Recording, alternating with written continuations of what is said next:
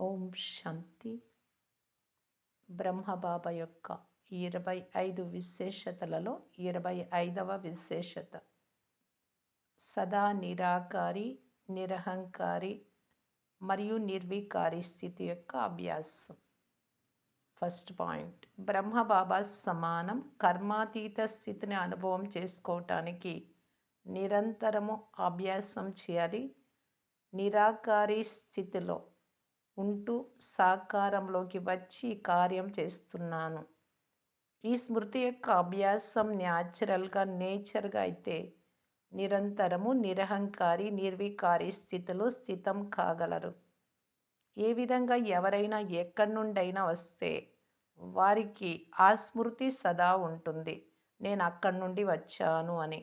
అలాగే ఈ స్మృతి సదా ఉండాలి, నేను నిరాకారి ప్రపంచం నుండి ఈ సాకార ప్రపంచంలోకి, సాకార శరీరంలోకి వచ్చి కార్యం చేస్తున్నాను అని.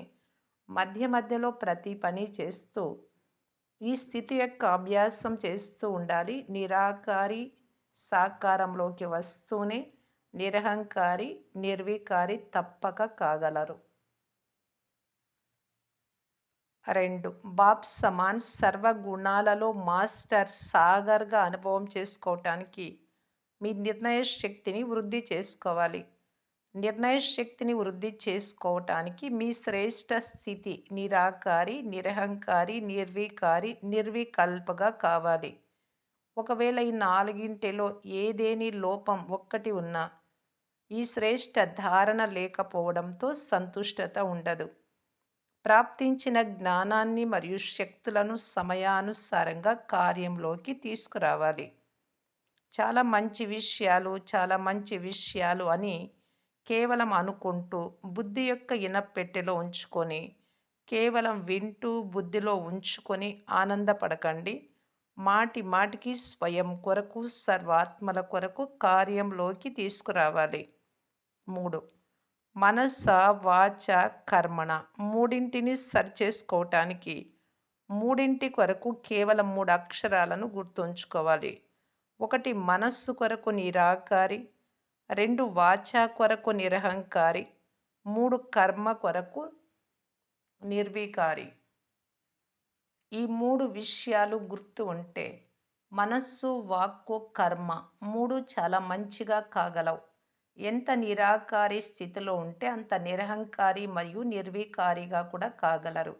ఇది ముఖ్య పురుషార్థం. ఎందుకంటే ముందుకు వెళ్ళే కొలది నేను, నాది అనే వాటిలో అహంకార రూపంలో చాలా విఘ్నాలు రాగలవు. నేను, నాది అనే వాటిలో జ్ఞానం యొక్క అభిమానం, బుద్ధి యొక్క అభిమానం మరియు సేవ యొక్క అభిమానం, ఇలాంటి విఘ్నాలు చాలా వస్తాయి. వీటిని సమాప్తం చేసుకొనుట కొరకు సదా గుర్తుంచుకోవాలి, నేను నిమిత్తంగా కావటంతో నిరాకారి, నిరహంకారి మరియు నమ్రచిత్ నిస్సంకల్ప అవస్థలో ఉండగలరు. 4. సదా మిమ్మల్ని నిరాకారి దేశ నివాసిగా తలంచి నిరాకారి స్థితిలో స్థితం కండి. సాకారంలో ఇక్కడ శరీరంలో ఉంటూ కూడా తనను నిరాకారి ఆత్మగా భావించి నడవండి. ఇది సోల్ కాన్షియస్ లేక ఆత్మాభిమాని స్థితి యొక్క అభ్యాసం. 2వది మనస్సులో కూడా నిర్వికారి స్థితి. ఎంతవరకు పూర్తి రీతిలో ఆత్మ అభిమానిగా కాలేదు అంటే అప్పటి వరకు నిర్వికారిగా కూడా కాలేదు. కనుక నిర్వికారి స్థితి, నిరాకారి స్థితిని సదా స్మృతిలో ఉంచుకోవాలి. ఇది కర్మాతీత్ లేక ఫరిస్తా స్థితి.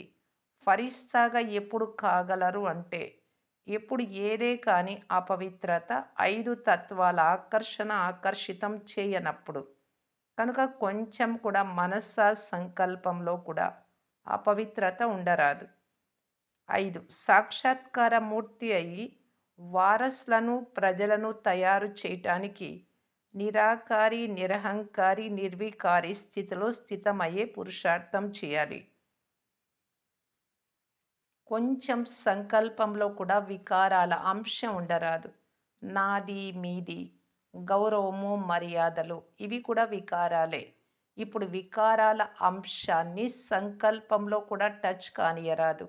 అప్పుడు ఈ 3 స్థితులు తయారవుతాయి. తర్వాత మీ ప్రభావంతో వారసులు, ప్రజలు ఎవరు కావాలో వారు ఫటాఫట్‌న వెలువడతారు. దీని కొరకు మనస్స, వాచ, కర్మణలో ఈ 3 స్థితులు 1 నిరాకారి, 2 నిరహంకారి, 3 నిర్వికారి స్థితులు ప్రత్యక్షంగా కనబడాలి. శరీరంలో ఉంటూ నిరాకారి ఆత్మిక రూపం కనబడాలి. బ్రహ్మ బాబాలో చూశారు, వృద్ధుడిగా ఉన్నారు. అతడిలో శరీరానికి బదులు ఆత్మే కనబడేది. శరీరం అదృశ్యమయ్యేది, అవ్యక్తం కనబడుతూ ఉండేది. సాకారంలో బ్రహ్మ బాబాలో నిరాకారి స్థితి ఉన్న కారణంగా నిరాకారాత్మ, ఆకారి ఫరిస్తా స్వరూపం కనబడుతుండేవి. ఈ అవస్థను ప్రాక్టికల్గా మీరు తయారు చేసుకోవాలి. మాటి మాటికి ఆత్మ అభిమాని స్థితిలో స్థితమయ్యే అభ్యాసం చేయాలి. 6.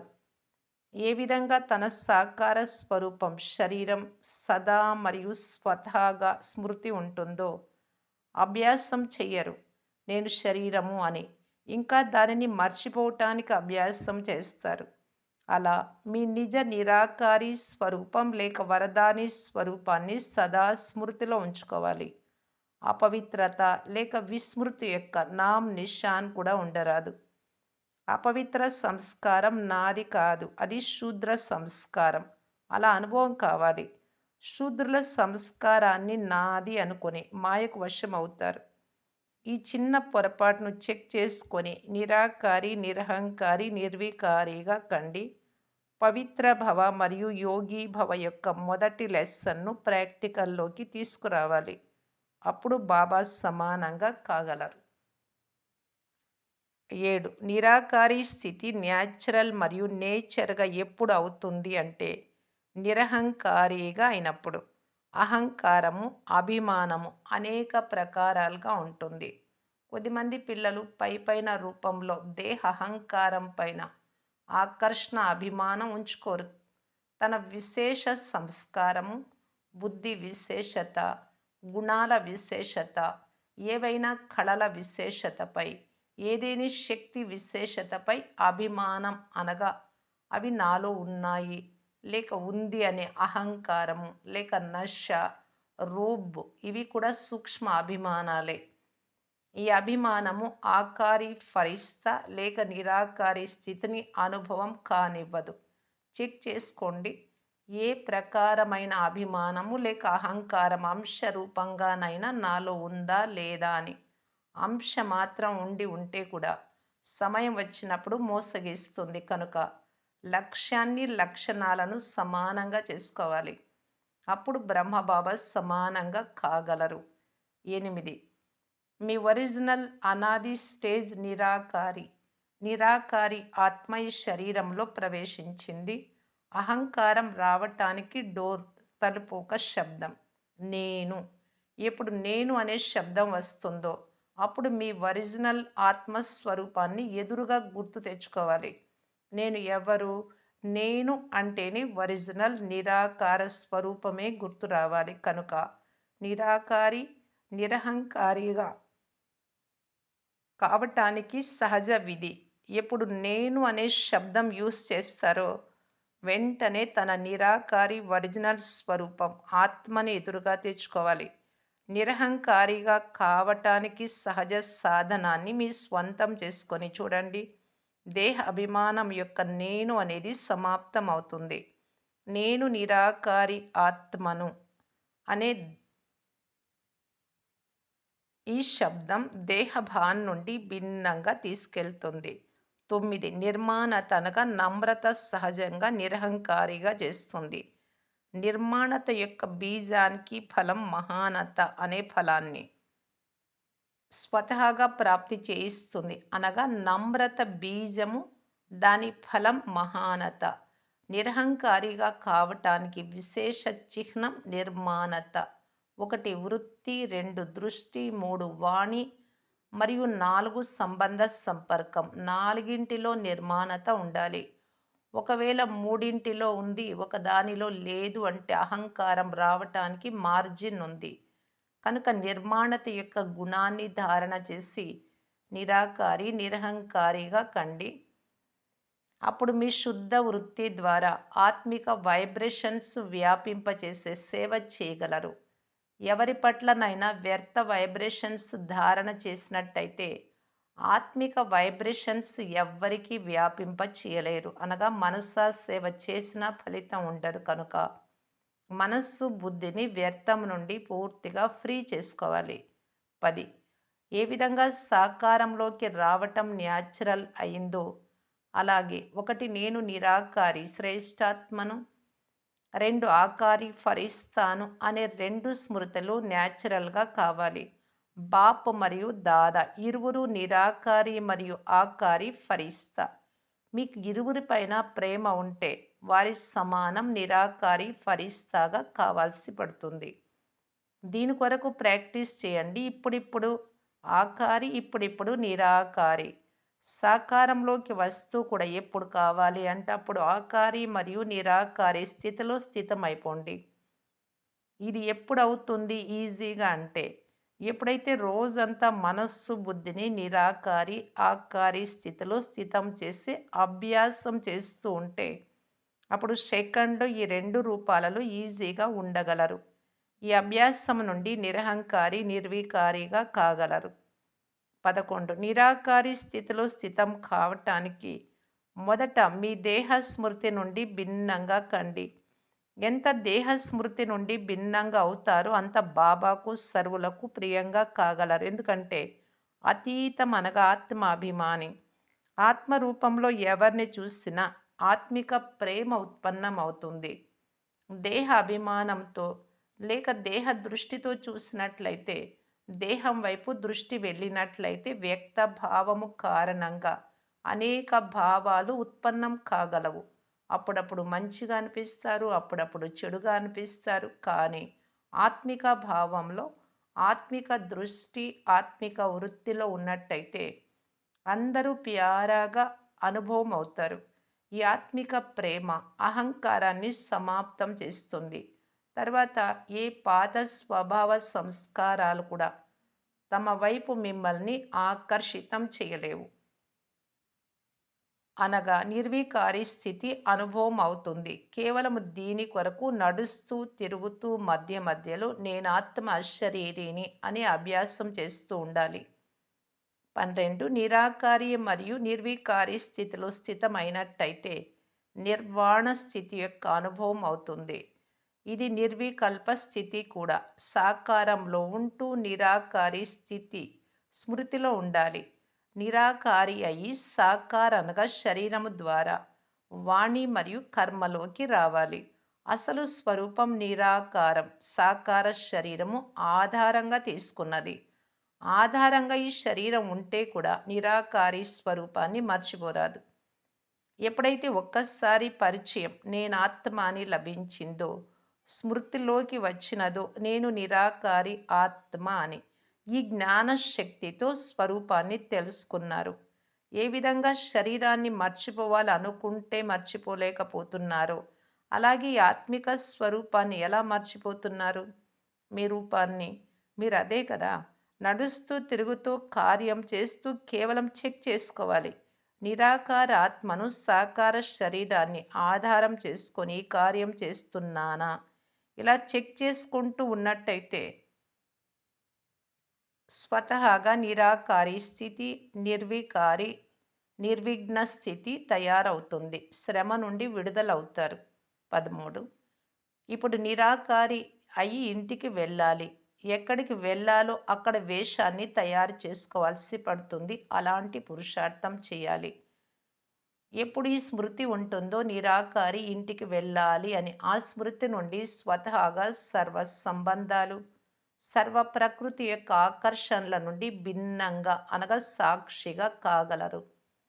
సాక్షిగా అవ్వడంతో సహజంగా బాబాకు సాథీగా లేక బాప్ సమాన్గా కాగలరు.